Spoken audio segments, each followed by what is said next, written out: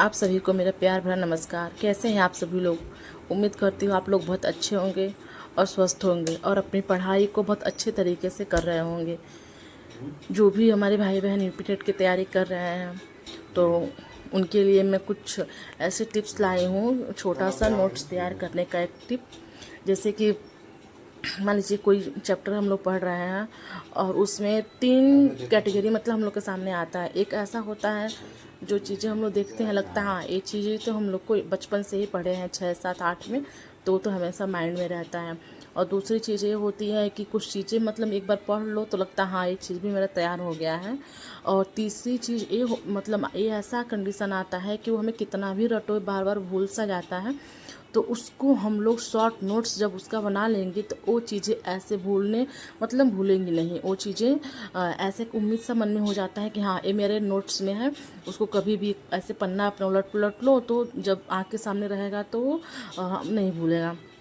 तो ऐसे ही देखिए मैं हिंदी का नोट्स अपना मतलब हिंदी पढ़ रही थी, तो यहाँ पे मैंने 2022 का जो पेपर था यूपी टेट का, उसको जब मैं सॉल्व की थी एक हफ्ते पहले, तो उसमें जो चीज़ें मुझे हार्ड लगी थी, जो भूल जाती, उसका मैंने एक पेज पे ही एक ही पन्ने में मेरा वो शॉर्ट नोट्स हो गया है। अब उसको कभी भी देखूँगी तो हमेशा माइंड पर चढ़ता रहेगा।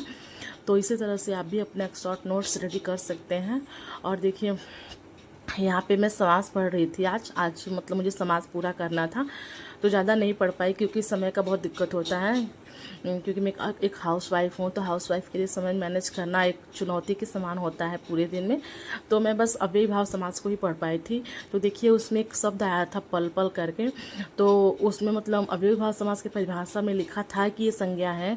तो मैं कन्फ्यूज़न हो गई कि मतलब संज्ञा कैसे। तो फिर मैंने उसको तुरंत गूगल किया, तो गूगल पे पता चला कि जो पल पल है वो एक भाववाचक संज्ञा है। तो इससे मेरा डाउट सब हमेशा के लिए क्लियर हो गया।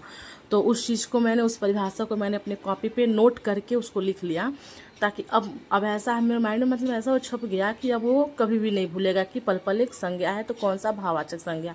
तो इस तरीके से मतलब 3 पड़ाव कह लीजिए, 3 पड़ाव करके हम किसी भी मतलब कोई भी विषय पढ़ रहे हैं तो उसका जो चैप्टर है वो हमारे दिमाग में 3 पड़ाव करके आता है। एक जो हमें ऑलरेडी पता रहता है, एक जो तुरंत हम जान जाते हैं, और एक ऐसा होता है जो दिमाग पे चढ़ता ही नहीं है।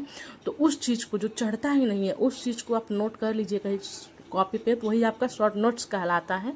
ये मतलब मैं अपनी खुद का बात बता रही हूँ क्योंकि मैं ऐसे ही पढ़ती हूँ। तो इस तरीके से आप अपनी पढ़ाई को पूरा कर सकते हैं।